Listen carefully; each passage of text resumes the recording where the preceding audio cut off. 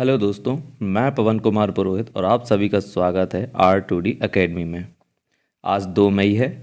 चलिए शुरू करते हैं। तो पहली न्यूज़ है statehood day of Maharashtra and Gujarat.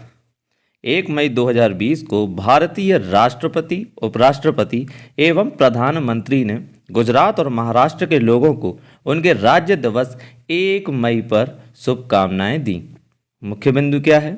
तो राज्य पुनर्गठन अधिनियम 1956, द स्टेट रिकॉग्निशन एक्ट 1956 के तहत भाषाई आधार पर भारत संघ के भीतर राज्यों के लिए सीमाओं को परिभाषित किया गया था। परिणाम स्वरूप 1 नवंबर 1956 को 14 राज्य और 6 केंद्र शासित प्रदेशों का गठन किया गया। अगला कंटेंट है महागुजरात सम्मेलन के बारे में। तो वर्ष 1937 में कराची में हुई गुजरात साहित्य सभा की एक बैठक के दौरान लेखक एवं स्वतंत्रता सेनानी कन्हैया लाल मुंशी द्वारा महागुजरात की अवधारणा का सुझाव दिया गया था। वर्ष 1947 में आज़ादी मिलने के बाद 1948 में एक प्रशासनिक निकाय के तहत संपूर्ण गुजराती भाषा बोलने वाली आबादी को एकीकृत करने के लिए एक महागुजरात सम्मेलन हुआ। अगला कंटेंट है संयुक्त महाराष्ट्र समिति के बारे में। तो संयुक्त महाराष्ट्र समिति चाहती थी कि बॉम्बे राज्य को 2 राज्य अर्थात एक राज्य गुजराती एवं कच्छी भाषा बोलने के लिए और दूसरा राज्य मराठी एवं कोंकणी भाषा के लोगों के लिए, इन्हें दोनों हिसाब से विभाजित किया जाए। तो वर्ष 1960 तक महाराष्ट्र और गुजरात बॉम्बे प्रांत का हिस्सा थे। वर्ष 1960 में बम्बई पुनर्गठन अधिनियम 1960 के द्वारा द्विभाषी राज्य बम्बई को 2 पृथक राज्यों महाराष्ट्र मराठी भाषी लोगों के लिए और गुजरात गुजराती भाषी लोगों के लिए इन दोनों प्रकार से विभक्त किया गया। अगला कंटेंट है किसान सभा ऐप के बारे में।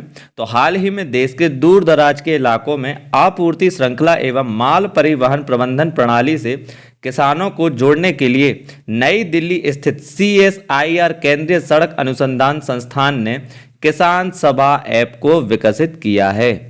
इसका लक्ष्य क्या है? तो इसका लक्ष्य है किसानों को सबसे किफ़ायती एवं समय पर लॉजिस्टिक्स सहायता प्रदान करना और बिचौलियों के हस्तक्षेप को कम करके उनको सीधे संस्थागत खरीदारों के साथ जोड़कर उनको लाभ बढ़ाना है। यह निकटतम मंडियों में उपज मूल्यों की तुलना करके तथा सस्ती कीमत पर मालवाहक वाहन की बुकिंग करके फसलों की उचित मूल्य दर प्रदान करने में मदद करेगा, जिससे किसानों को अधिकतम लाभ मिल सकेगा। यह पोर्टल किसानों, ट्रांसपोर्टरों, सेवा प्रदाताओं जैसे कीटनाशक, उर्वरक डीलरों, कोल्ड स्टोरेज और गोदाम मालिक, मंडी डीलरों, ग्राहकों, ऑनलाइन स्टोर संस्थागत खरीदारों और अन्य संबंधित संस्थाओं को समय समय पर प्रभावी समाधान के लिए आपस में जोड़ता है। अगला कंटेंट है CSIR के बारे में। तो CSIR केंद्रीय सड़क अनुसंधान संस्थान वर्ष 1952 में स्थापित किया गया था। यह वैज्ञानिक तथा औद्योगिक अनुसंधान परिषद के एक घटक के रूप में सड़कों एवं रनवे के डिजाइन, निर्माण तथा रख रखाव, मेगा एवं मध्यम शहरों के यातायात और परिवहन की योजनाओं आदि पर अनुसंधान एवं विकास परियोजनाओं को पूरा करता है। अगला कंटेंट है डेमो मिशन। तो हाल ही में अमेरिकी अंतरिक्ष एजेंसी नासा और स्पेस एक्स कंपनी ने कहा है कि कोविड-19 जैसी स्थिति के बावजूद 27 मई 2020 को डेमो 2 मिशन के तहत अंतरिक्ष यात्रियों को अंतरिक्ष में भेजने हेतु लॉन्च किया जाएगा। इस मिशन में फॉल्कन 9 रॉकेट का उपयोग किया जाएगा। इसके माध्यम से अंतरिक्ष यात्रियों को अंतरराष्ट्रीय अंतरिक्ष स्टेशन पर विस्तारित प्रवास के लिए भेजा जाएगा। इस मिशन को स्पेस एक्स द्वारा लॉन्च किया जाएगा। यह एलन मस्क स्पेस कंपनी का पहला क्रू लॉन्च है। अंतरिक्ष यात्रियों को अंतरराष्ट्रीय अंतरिक्ष स्टेशन भेजने वाले नासा के इस मिशन को वाणिज्यिक क्रू कार्यक्रम का नाम भी दिया गया है। आइए देखते हैं कि वाणिज्यिक क्रू कार्यक्रम क्या है। तो वाणिज्यिक क्रू प्रोग्राम को संयुक्त राज्य अमेरिकी सरकार द्वारा वित्त पोषित किया गया था और इसका प्रशासनिक कार्यान्वयन नासा की देखरेख में हुआ था। इस कार्यक्रम के तहत निजी विक्रेता अंतरिक्ष यात्रियों को अंतरराष्ट्रीय अंतरिक्ष स्टेशन तक ले जाने के लिए क्रू वाहनों का संचालन करेंगे।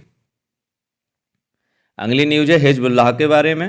तो हाल ही में जर्मनी ने ईरान समर्थित हिजबुल्लाह गतिविधियों पर प्रतिबंधित लगाते हुए उसे एक आतंकवादी संगठन घोषित किया है। कंटेंट क्या है? तो हिजबुल्लाह लेबनान का एक उग्रवादी राजनीतिक शिया मुस्लिम समूह है जिसका अरबी भाषा में नाम पार्टी ऑफ गॉड है। इसकी स्थापना वर्ष 1982 में प्रथम इजराइल लेबनान युद्ध के बाद की गई थी। वर्तमान में इस समूह के सीरिया एवं ईरान के साथ राजनीतिक तथा सैन्य संबंध हैं और इसे संयुक्त राज्य अमेरिका एवं अन्य पश्चिमी देशों द्वारा आतंकवादी समूह के रूप में नामित किया गया है। हिजबुल्लाह की राजनीतिक शाखा लेबनान की राजनीति में प्रगाढ़ रूप से शामिल है। यह पश्चिमी देशों एवं इजराइल का विरोध करता है और लेबनान में एक इस्लामिक राज्य स्थापित करने के लिए प्रयासरत है जो ईरानी मॉडल पर आधारित है। यह मुख्य रूप से दक्षिणी बेरूत, दक्षिणी लेबनान और बेका घाटी के शिया बहुल क्षेत्रों में विस्तृत है। थैंक्स फॉर वॉचिंग दोस्तों।